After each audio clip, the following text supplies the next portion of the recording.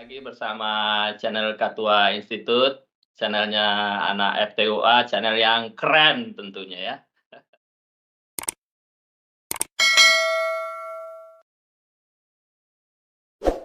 Efektivitasnya paling rendah, 20%. Kan ya? Training berikutnya yang efektivitasnya lebih tinggi itu adalah sharing experience. Jadi pada saat Emil men-sharing sesuatu ke orang lain, nah itu efektivitasnya lebih tinggi, lebih efektif.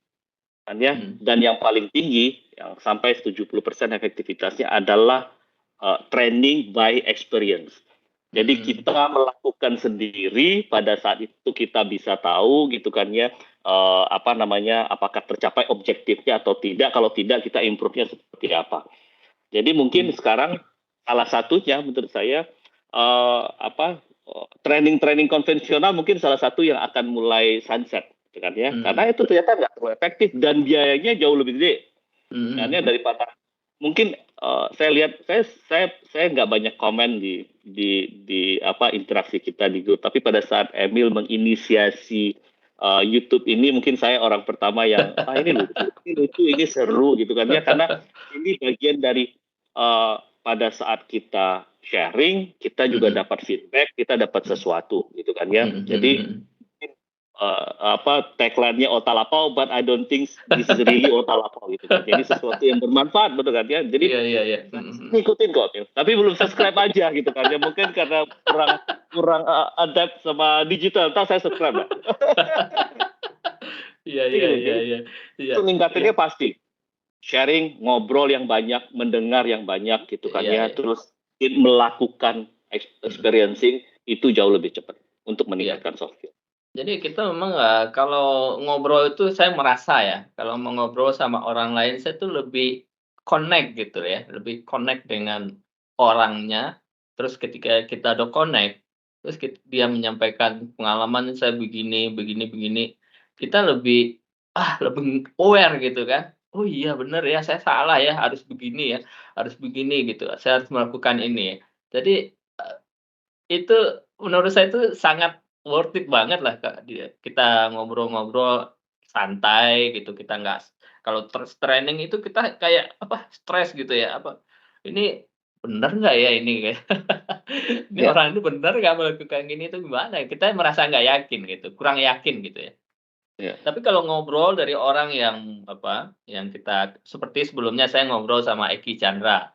Dia ngobrol mengenai TKDN. Itu orang yang benar-benar expert di bidang TKDN. Nah, kita mesti ikutin tuh kan, kita yakin, oh connect gitu dengan TKDN. Kita lebih gampang memahami mengenai TKDN dari orang yang expert itu, dia ngobrol langsung gitu kan.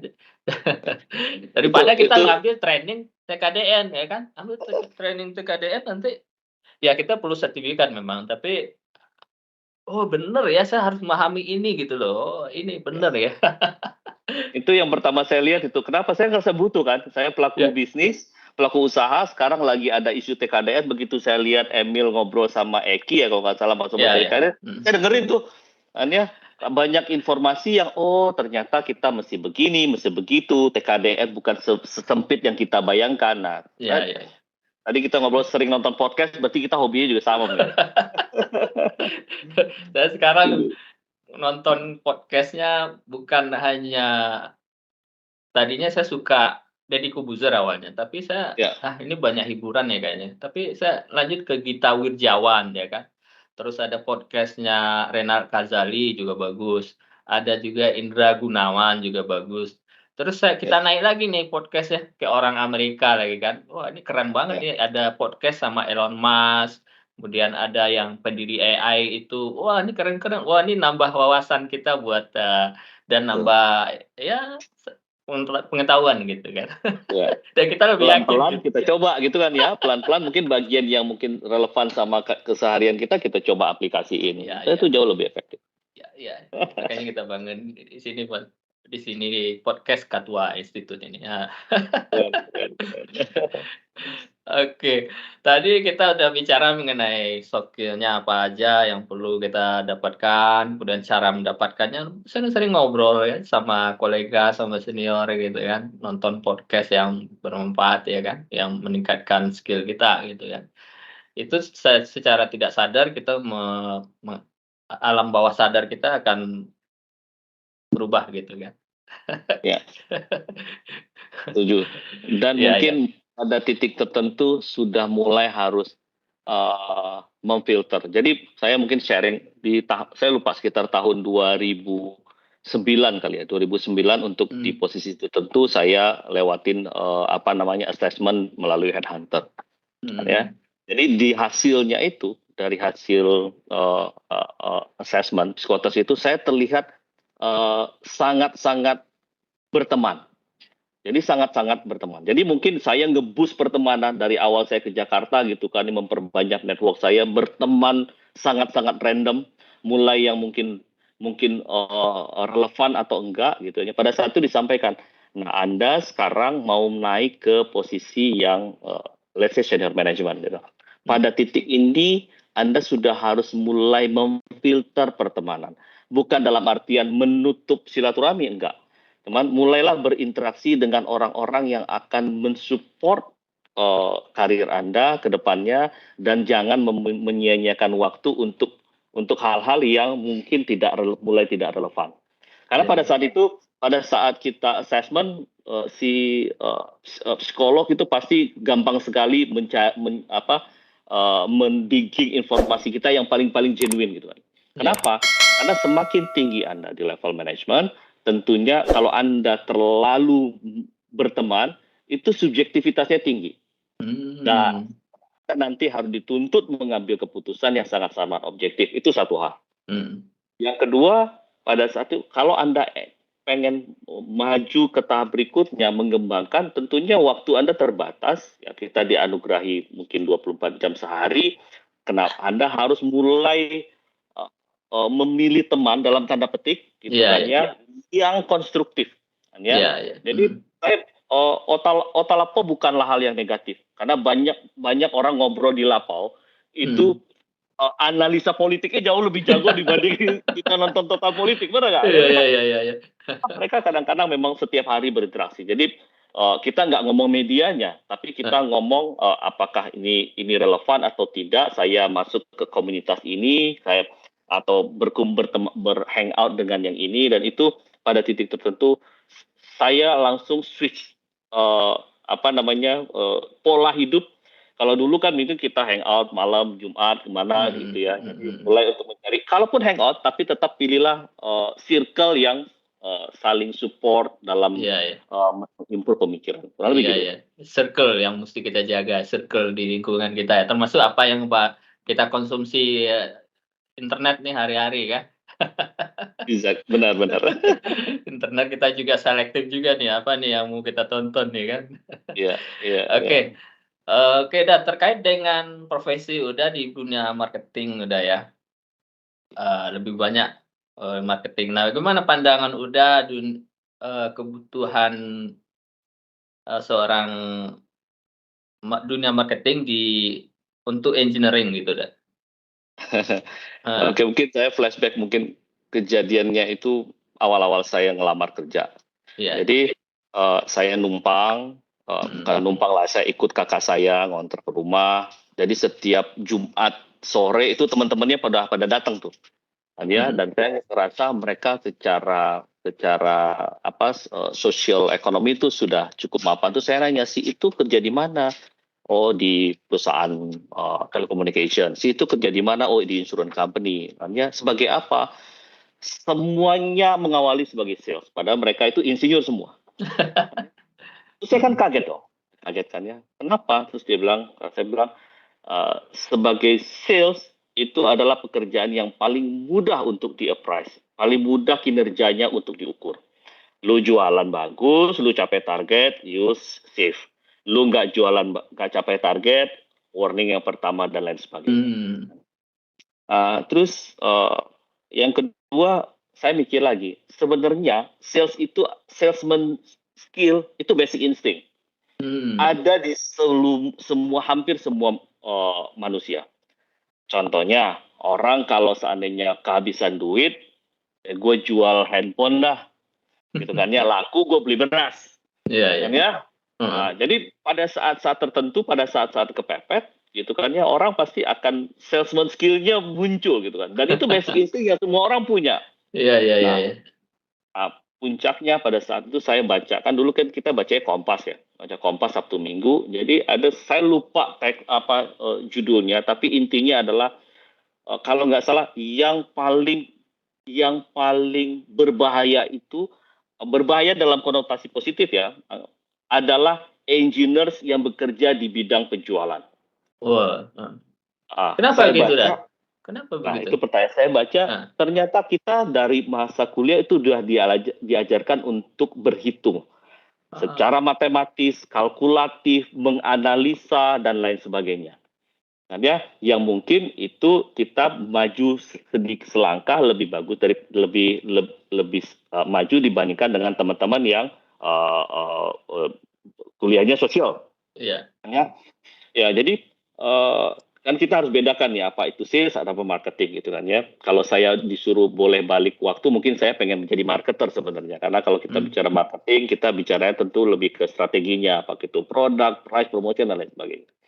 Jadi karena kita terbiasa dengan angka, kan ya, dan kita punya kemampuan menganalisa mungkin awalnya yang dianalisa angka, tapi setelah itu kita menganalisa behavior dari atau perilaku dari calon pelanggan. Artinya setelah itu kita menganalisa proses pengambilan keputusannya seperti apa sih gitu kan ya. Nah, kalau kita mungkin dulu biasa kuliah kan diketahui apa, ditanya apa, penyelesaian gitu. Penyelesaian itu analisa.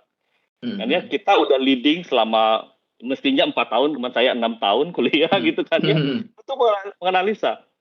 Dari situ saya tutup kamu semua pendaftaran yang non related ke sales. Jadi yang terlain dulu kan sales representatif, sales engineer, sales eksekutif, apapun namanya, kan ya. Dan saya fokus ke sales engineer sih. Paling enggak ilmunya kepake dikit lah gitu kan ya. Iya, Kalau iya. ditanya lu jadi apa, lu jualan apa, tapi barang engineering kok gitu kan ya. Jadi itu awal yang saya fokus, dan alhamdulillah saya keterima gitu, belajar sebagai sales engineer, dan kita belajar produk gitu kan ya, kita belajar yang tadi kita bahas masalah soft skill dan lain sebagainya. Jadi menurut saya pekerjaan itu mungkin terkesan antitesa nih sebagai anak-anak teknik gitu kan ya. Iya. Mohon maaf dengan segala respect ke teman-teman yang lainnya gitu kan ya, tapi ini kalau saya pribadi experience lebih mudah diukur. Lebih mudah diukur. Anda jadi sales terbaik, Anda di reward, Anda mungkin ada orang bilang sales adalah pekerjaan yang pendapatannya unlimited. Itu mungkin terlalu ekstrim ya, clickbaitnya gitu ya. Tapi kalau saya kita nge-push itu aja ya, kita bisa dapat insentif lebih gitu kan ya. Why not? Iya, As a iya, iya. sales. Iya, iya, iya, iya. Jadi ini skill sales ini memang, menurut saya ya, menurut saya dah, Ya. kita pensiun pun kita masih bisa jadi sales ya, masih bisa bisnis ya.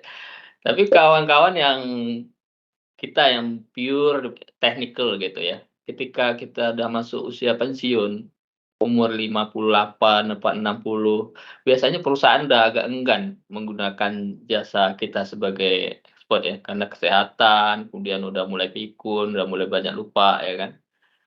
Itu otomatis kita udah artinya income-nya tuh sudah terbatas ya, mungkin udah Ya. nggak ada lagi gitu kan. Apalagi Ya. kalau untung-untung kawan-kawan kalau di BUMN ada pesangon, tapi kalau misalnya kita di swasta kan, kerja insinyur terus nggak dipakai lagi, ya otomatis sudah nol gitu uang masuk. Ini Ya. bahaya sekali kan buat, apalagi ada anak sekolah, misalnya buat keluarga gitu, bahaya gitu. Tapi sales dari kemampuan untuk jualan ini, marketing ini juga perlu diasah ya. Ini bukan hanya buat fresh graduate, tapi buat kita yang in middle di middle, apa juga yang senior, kemampuan sales ya, baik itu sales mungkin bisa jadi bukan barang begitu dah, tapi bisa juga jasa gitu kan. Nah, menurut saya sih begitu, kemampuan untuk sales ini memang skill dipadu dengan soft skill ini sangat sangat perlu gitu ya, untuk Ya. basic ya. Mungkin mungkin saya kalau lihat dari sudut pandang satunya ya, saya mungkin nggak sanggup compete untuk bisa kerja di oil and gas. Saya mungkin nggak sanggup untuk bisa kerja di mining dan lain sebagainya. Karena kompetisinya pasti lebih lebih ketat, terus demand-nya sedikit, ya kan? Demand-nya pasti sedikit gitu kan ya. Iya. Saya yakin Emil untuk bisa dapetin posisi ini itu pasti pertarungannya berat gitu kan ya. Tapi Iya. kalau sales dan marketing itu demand-nya banyak, kan ya, kebutuhannya banyak. Mungkin Iya. butuh 5-6 orang sales gitu kan ya, atau butuh sekian marketer, karena marketing sendiri itu kan ada orang yang ngurusin produk, ada yang orang ngurusin competition, kan ya. Jadi mungkin itu salah satunya, dan memiliki gelar insinyur itu kan belum tentu menjadikan kita seorang insinyur. Kan ya, Iya. kecuali yang ada insinyurnya nih kayak Emil gitu kan ya. Ya itu jadi profesi gitu kan ya. Jadi banyak insinyur yang tidak mendapatkan pekerjaan teknik karena Iya. itu mereka bukanlah tidak menjadi insinyur gitu kan ya.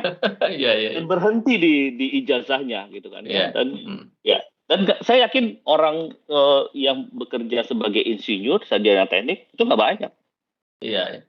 Nggak Memang banyak ya. nggak banyak, cuma kalau dari saya data yang saya dapatkan itu dah, sarjana teknik yang bekerja di dunia keinsinyuran itu tidak lebih dari 5% dah.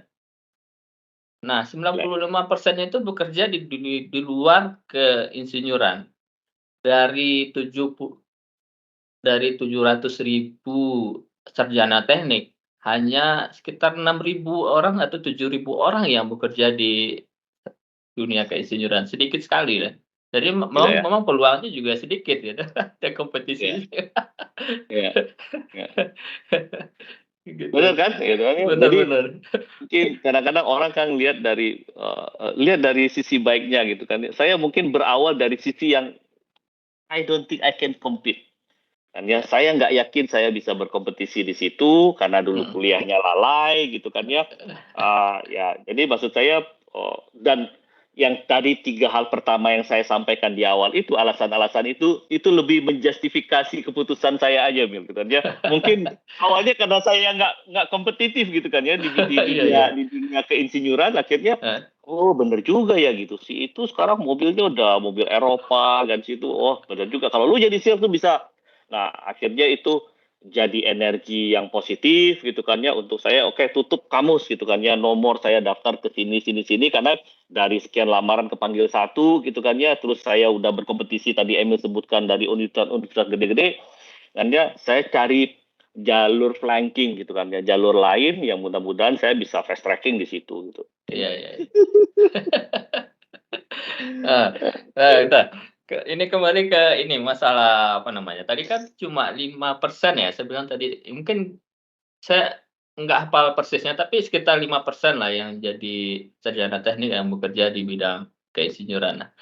Nah, kemudian, kita sarjana teknik ini kan kurang, sosialnya kurang ya, social skill-nya kurang, dan itu udah sampaikan tadi, ini perlu diasah, perlu dipelajari, banyak ngobrol sama orang di sekitar kita dan circle kita bentuk orang-orang yang mendukung, men-support kita gitu ya. Nah, kalau kita yang 95% tadi ya, kan bidangnya bisa beda-beda ya, salah satunya mungkin bisa menjadi entrepreneur gitu deh. Nah, kira-kira menurut Uda, sarjana teknik untuk menjadi entrepreneur nih atau pengusaha, gimana menurut Uda? Itu relevan banget tadi kalau kita bicara sarjana, kenapa enggak sarjana teknik bekerja di dunia sales, marketing gitu kan ya, atau Iya. jadi entrepreneur. Kalau saya boleh disuruh ada mesin waktu nih, gitu kan ya. Mungkin kalau saya jadi fresh graduate, saya udah mulai belajar kerja sejak saya kuliah, kan Oh, ya, iya, sejak iya. saya kuliah. Jadi uh, saya kepanggil di perusahaan yang pertama itu bukan karena saya akademis pasti, ya, karena IPK-nya nggak nyampe 3. Nah, yang kedua, begitu dilihat daftar aktivitas selama kuliah itu mungkin ada sekitar 16 atau 17 kepanitiaan gitu kan ya. Terus waktu ditanya sama terakhir saya pada interview sama presidennya, ya, Anda kuliah lama sekali, Nov, dia bilang gitu kan ya. Iya Pak, Bapak lihat aja tuh, saya kan ada ngurusin ini, itu, saya bilang gitu kan ya. Oh, dia ketawa ngakak gitu kan ya. Dia bangun chemistry pada saat interview. Nah, terus saya pernah menginterview salah satu calon site manager pada saat itu di kantor yang sekarang. Ya, dia kuliah di perusahaan, kuliah di universitas swasta. Dia bilang mulai semester 3 itu 70%-nya adalah magang. Itu sangat ekstrim ininya. Dan saya ngerasa nih anak baru lulus mungkin 4 tahun gitu kan ya. Apa yang dia sampaikan pada saat interview itu seakan-akan bagi saya this is too good to be true, ini anak masih muda banget gitu kan. Tapi ternyata lu bisa menjelaskan dengan runut gitu kan ya, apa yang lu kerjakan sangat terstruktur, paham tentang project management gitu kan ya. Di pengalaman dia baru 4 tahun bekerja. Ternyata rahasianya adalah enggak Pak, di kampus kita semester 3 70% magang, 30% tetap muka sampai lulus. Sampai lulus. Jadi dulu waktu saya sempat ngobrol sama salah satu teman yang sekarang jadi dosen gitu kan ya di kampus kita. Saya sambil bercanda nih reunian 25 tahun gitu kan ya. Pak Dokter gitu kan, saya bilang gitu kan ya, ngajar apa mata kuliah ini? Bukunya masih yang itu enggak? Masih. Saya bilang gitu kan ya. Pada saat itu saya agak sedikit kaget. Dalam hati saya tanpa mengurangi rasa hormat ya, karena kan dosen-dosen itu adalah yang benar-benar dosen guru itu adalah profesi yang sangat-sangat luhur gitu kan ya. Nah, tapi saya bilang, what do you expect? You did the same things after 30 years atau lebih mungkin. Dan ya, kita memakai literatur yang sama, kita memakai cara perkuliahan yang sama, mungkin lebih dari 30 tahun karena saya aja lulus 30 tahun gitu kan ya. Masih ada angkatan 85, referensinya sama, cara mengajarnya sama gitu kan ya, tapi kita berharap hasilnya berbeda di dunia yang sudah sangat-sangat berbeda. Iya. Ya kan? Jadi kalau menurut saya gitu kan ya, yang mungkin yang perlu kita pikirkan. Saya mohon maaf, saya nggak pintar, saya cuma apa yang ada di pikiran saya aja tanpa mengurangi rasa hormat. Kita harus mikir ke sana deh, kan ya. Jadi pada saat mereka lulus, gitu kan ya, mereka sudah punya sedikit keleluasan untuk memilih apakah saya mau menjadi entrepreneur UMKM atau kalau orang tua saya punya modal, saya buka bisnis, atau saya mengambil jalur profesional atau jalur dunia kerja yang normatif. Kalau saya disuruh, kalau saya punya keleluasan, saya pasti akan mulai jadi entrepreneur zaman dulu. Tapi itu dibangunnya nggak mungkin pada saat kita lulus kita seakan-akan zero atau minus gitu kan ya. Iya benar. Benar saya tadi, benar kan? Zero atau minus gitu kan ya. Bahkan makin minus pada saat kita mulai nggak dipanggil, mulai stres, mulai bingung gitu kan ya. Iya. Pada cuman selang beberapa minggu setelah kita euforia, wisuda, penuh kebanggaan sebagai anak teknik gitu kan ya. Nggak lama setelah itu hancur dalam tanda petik. Ya, Emil ya? Iya benar. Jadi menurut saya sih entrepreneurship itu ya kita sebagian besar juga umat Islam, Nabi Muhammad itu berdagang gitu kan ya, tapi lucu kan, itu kan kontradiktif ya antara apa yang kita percaya sama apa yang kita jalankan. Karena kita percaya gitu kan ya, profesi paling bagus itu adalah berdagang, yang jujur dan lain sebagainya. Cuman kita nggak ngambil jalur itu gitu kan ya. Sesimpel itu mungkin kalau kita bicara entrepreneurship. Iya. Jadi saran udah buat kawan-kawan yang mau entrepreneur bagaimana? Saran saya lakukan secepat mungkin. Dan ya, kalau saya boleh melakukannya mungkin saya sudah melakukan 10-20 tahun yang lalu gitu kan ya, lakukan secepat mungkin. Karena apa? Tadi relate dari pembicaraan kita di awal, Karena dalam perjalanannya itu pasti berliku gitu kan ya. Banyak pelajaran yang diambil, training by experience itu kita dapatkan. Tadi di awal opening Emil bagus sekali gitu kan ya. Kita belajar dari kesalahan senior kita gitu kan ya. Mungkin kesalahan mungkin ya bukan kesalahan lah gitu kan ya. Yang ya kalau bisa kita nggak ngelewatin itu, kenapa kita mesti lewatin? Jangan melakukan kesalahan. Dulu saya mungkin diajarin, lu boleh salah Nok, cuma 1 kali, kata bos saya. Ya, lu boleh melakukan kesalahan yang sama, cuma boleh 1 kali. Kesalahan cuma 1 kali. Lu nggak boleh mengulang kesalahan yang sama 2 kali. Iya.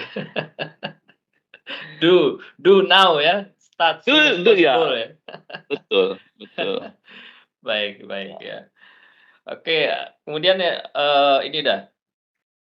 Kan tadi kita dari daerah kampus yang tadi, wah saya merasa ini sangat pintar lah di Sumatera Barat gitu. Iya.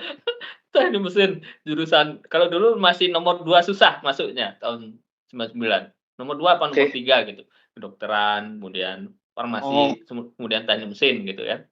Iya. Wah, saya merasa keren lah kan. Teknik mesin. Tapi begitu nyampe di Jawa, Jakarta bertempur, sekian kali lama, kemudian kita interview lawannya ITB, UI, mereka confident dan mereka lolos ya. Kita gagal terus ya. Iya. Jadi gimana supaya kita bisa menang dalam pertempuran dalam arti untuk mencari kerja ketika interview, tes gitu dah. Ya. Tapi saya nggak tahu apakah sekarang itu masih, kalau dulu kan zaman kita, Mil, itu masih ada tuh berasal dari reputable university, bahkan ada yang obvious ngomong harus dari lulusan A, B, C. Tapi sekarang saya nggak tahu apakah itu masih ada atau enggak. Masih ada satu-satu gitu. Masih ada satu-satu ya, gitu kan ya. Jadi pasti yang saat di awal kita harus keterima dulu kan ya. Then the game is completely changed. Dan ya pada saat kita sudah mulai bekerja, benar nggak Emil ya? Pada saat kita mulai bekerja, itu semua kepangkatan lu dulu lulusan apa selesai di situ menurut saya. Dan ya itu yang saya percayai. Tapi saya mungkin sharing by experience aja. Jadi pada saat saya masuk di company yang kedua itu yang jualan Central Aircon brand dari US itu klan terlalu negatif lah. Timnya yang udah existing itu dari Teknik Mesin UI sama Teknik Fisika ITB. Itu yang mendominasi staff to senior staff all the way to managerial position. Saya amatin gitu kan ya. Saya bicara, saya nggak pintar pasti gitu kan ya, karena itu. Terus saya bilang, kalau saya kerja 8 jam, mereka kerja 8 jam, itu pasti saya ketinggalan. Ini memang goblok-goblokannya saya mikir waktu itu, Mil. Kan ya. Jadi saya kerja kalau saya kerja 10 jam nih, gitu kan ya, at least saya bisa imbang nih ya. Kan ya, saya bisa ngimbangin mereka. Kan ya, gimana caranya saya bisa stand out dibanding yang lain gitu kan ya. Untuk diri saya sendiri, kalau gitu saya kerja harus minimal 12 jam. Kan ya. Jadi bahkan saya tuh kalau mikir-mikir sekarang tuh saya kayak konyol gitu kan ya. Apapun saya kayak katalog bisa saya ringkas gitu kan ya. Saya bikin komparasi ini dan itu. Sampai akhirnya saya saking sibuknya bekerja gitu kan ya. Saya dibeliin itu sama bos saya tempat tidur lipat itu loh. Karena saya lebih sering tidur di kantor. Maksudnya, jadi ibu kos saya, karena kosan saya itu cuma kalau jalan kaki itu paling tinggal nyebrang gitu ya di daerah Jakarta Timur situ gitu ya. Terus ibu kos sampai ngomong gini, enak nih anak kos kayak Novi ini, dia bilang gitu kan ya, kenapa teh ya? Ya hemat air, hemat listrik, jarang pulang gitu. Jadi ya mungkin sebagiannya juga zaman dulu masih main Counter Strike tuh. Kalau di atas jam 12 malam kita udah main game online gitu kan ya. Itu salah satu cara yang goblok yang menurut saya lakukan zaman dulu, karena memang kalau saya rasa kalau saya nggak ngelakuin mileage-nya lebih panjang dibanding orang lain, saya nggak akan bisa achieve something yang better than them. Nah itu yang artinya effort kita harus lebih ya. Betul. Effortnya lebih nggak sekedar dalam tatanan omongan gitu kan ya. Iya. Jadi memang mungkin mereka sudah belajar pada saat kuliah, akhirnya saya mengulang lagi.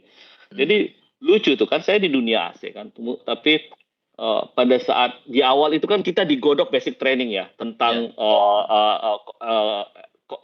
konversi energi dan perpindahan panas. Kan ya, konversi energi masih oke lah gitu kan ya, perpindahan panas dan termodinamika tiga. Kan ya, Emil pasti setuju nih, termodinamika sama perpindahan panas itu nightmare bagi orang-orang yang tidak belajar dengan baik, ya kan Iya ya. iya iya iya. Jadi waktu diajarin gitu kan ya kan balik lagi tuh ya. Waktu saya masuk basic training di masalah air conditioning system. Nah, lu kan teknik mesin dia bilang. Masa sih lu nggak paham begini ya, Pak? Termodinamika itu saya ngambilnya 5 kali. Itu pun lulusnya C, saya bilang gitu kan ya. Perpindahan panas saya beruntung Pak, cuma ngambil 3 kali gitu kan. Jadi Bapak berharap apa gitu kan? Ya Bapak pikir saya kosongan saya sama anak ekonomi yang baru lulus kalau Bapak hire di sini saya bilang. Gue kan akhirnya dia ketawa ngakak ya. Jadi saya mulai belajar lagi tuh sesuatu yang dulunya saya hindari di kampus. Iya Kan iya ya, iya. kan ya belajar apa itu entalpi, isentropi itu aduh. Itu saat-saat awal itu saya kayak yang gue berharap pada saat lulus ini udah melewati masa-masa sulit dengan mata kuliah itu, begitu kerja masuk lagi ketemunya galau lebih parah lagi. Hanya kita harus tahu implementasinya di dunia nyata gitu kan Iya ya. iya, benar. Heeh. Jadi belajar menurut saya continuous learning itu perlu Iya kan iya. ya. Apa saya di tahun 2009 itu udah kepengen kuliah Fakultas Hukum. Heeh. 2009. Tapi karena kesibukan, nggak pernah kesampaian. Kemarin pada saat COVID, beruntung saya akhirnya ngambil tuh. Dan orang begitu ditanya, eh S1, dibilang gitu kan ya. S2 dong, dibilang gitu. Enggak, S1 hukum. Ngapain lu kuliah hukum? Dibilang gitu kan ya. Begitu saya kuliah hukum ya. Rasanya saya pengen balik lagi ke teknik mesin. Kan ya, Heeh. kalau kita belajar sesuatu yang setelah kita hitung ada hasilnya, terbukti, that's it, selesai. Kalau Mhm. hukum enggak, antara logika gitu kan yang bisa sudut pandangnya diputar bolak-balikan dan kita by the book teksnya juga harus dilihat kan ya. Ya mungkin kalau kalau kuliahnya serius ya gitu kan, tapi Iya. jadi saya ngerasa zaman dulu kita ngerasa kita superior, ternyata saya sekarang kuliah sesuatu yang menurut saya rumit banget gitu kan ya, sudut pandangnya macam-macam, pendapat para ahlinya beda-beda gitu kan ya. Jadi belajar, tadi kita udah bicara masalah effort yang lebih, yang kedua jangan berhenti belajar, yang Iya. ketiga networking seluas-luasnya kan Iya ya. iya. Mhm. Jadi kita Itu mungkin. wah keren. Mungkin saya tambahkan satu lagi, open minded ya. Kita harus open minded. Karena kita di Padang kita kebanyakan satu suku ya, Minang aja semua kan. Ini keren, saya baru baru mau ngomong itu. Jadi ini loh, dari hal paling kecil misalnya Emil, kita ngerasa masakan Padang itu udah paling enak sedunia, bener nggak? Iya, Bener kan ya? ya. Kan ya? Jadi kita ngerasa kenapa gue mesti makan makanan Sunda karena sementara rendang masih ada. Mhm. Kan ya? Ini bagian kecil dari kita. Saya senang banget tadi Emil bicara masalah open minded, kan ya? Iya iya. Tapi kenapa terus pertanyaan saya mau balik, kenapa nggak lu coba? Kan Iya. ya? Ini baru sebatas ini. Kita pasti nyaman ketemu pada saat baru lulus, ketemu lagi di komunitas yang dulu di kampus sekarang lagi merantau bareng kan ya, pasti karena cara berkomunikasinya sudah saling ngerti gitu kan, Mhm. jokes-jokesnya, lucu-lucuannya sudah saling ngerti, dan kalau ada apa-apa gue nggak terlalu banyak mikirin perasaan sampai lu tersinggung karena lu pada depan gue.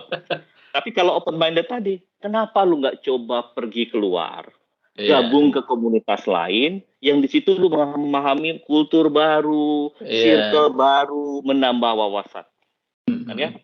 Jadi silaturahmi mungkin sekarang lebih mudah. Kita masih bisa celah-celahan di WhatsApp grup, seakan-akan kita masih attach dengan teman-teman di kampus. Tapi Heeh. kalau kita bicara networking yang membuka apa namanya pemikiran seluas-luasnya, bertemanlah sebanyak-banyaknya, Iya iya. kan ya? Dan jangan pernah rasis, kan ya? Jangan Iya. pernah rasis teman, jangan berdasarkan perbedaan kepercayaan, perbedaan ras dan lain sebagainya. Itu Heeh. bagian dari open minded yang menurut saya kunci. Mungkin kalau boleh dibilang itu nomor satu, Wid, bukan Emil, bukan Heeh. nomor nomor 4.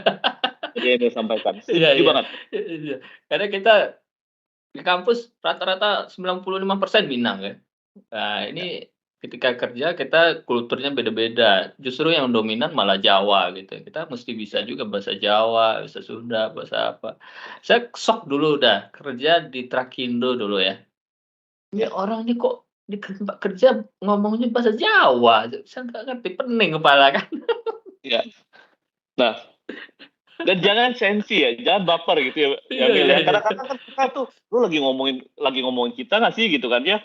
Nah, ya udah biarin aja gitu kan ya. Ya mungkin nggak perlu bisa paham banget gitu ya. Paling nggak kita bisa menerima gitu kan ya. Kita beragam sini ngobrol bahasa Jawa, apalagi sama mereka gitu kan ya. Ya. Iya iya iya. Ada shock shock culture juga kan. Oh ya kan cocok benar benar benar benar. Oke dah, ini sangat menarik sekali bicara kita hari ini, hari Minggu ini ya. Ini Ya. mungkin dari list pertanyaan saya sudah habis ya, dah. Jadi mungkin ada apa lagi yang mau udah sampaikan terkait dengan pembicaraan kita pagi ini dah. Iya iya iya.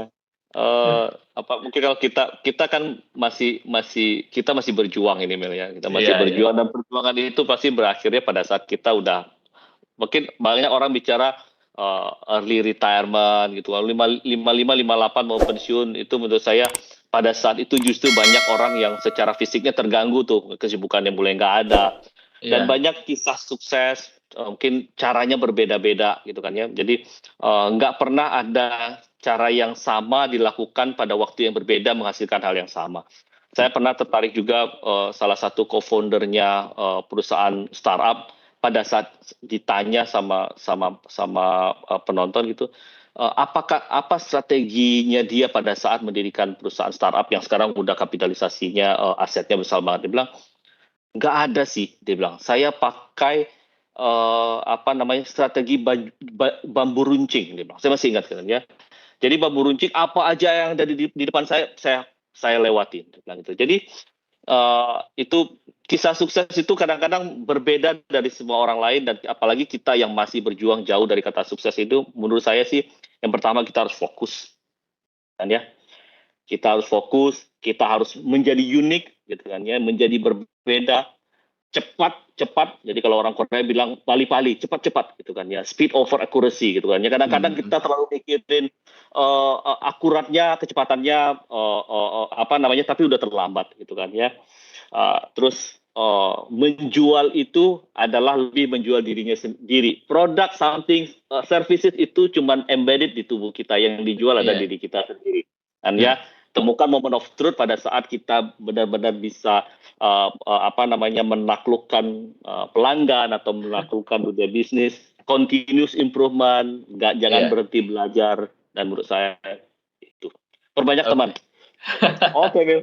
Oke, terima kasih banyak udah Yang makasih. sharing bersama Katwa Institute, channel anak FTUA, channel yang keren ya, Dah, ya. Jangan lupa like, subscribe, dan share agar kita terus tumbuh dan berkembang.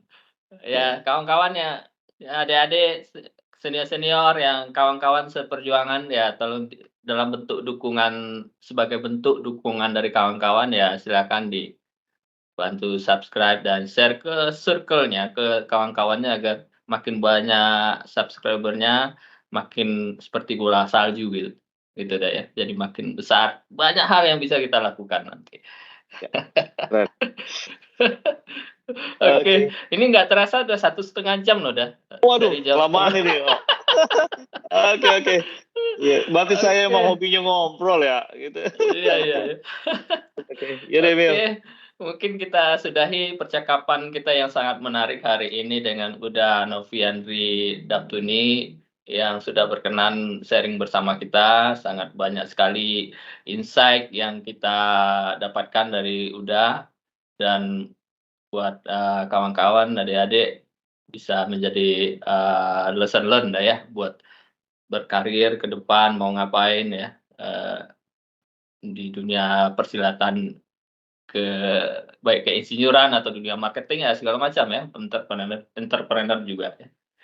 Oke, kita tutup acara kita, sampai jumpa di video kita selanjutnya. Assalamualaikum warahmatullahi wabarakatuh. Waalaikumsalam warahmatullahi wabarakatuh. Ya. Terima kasih, Mil.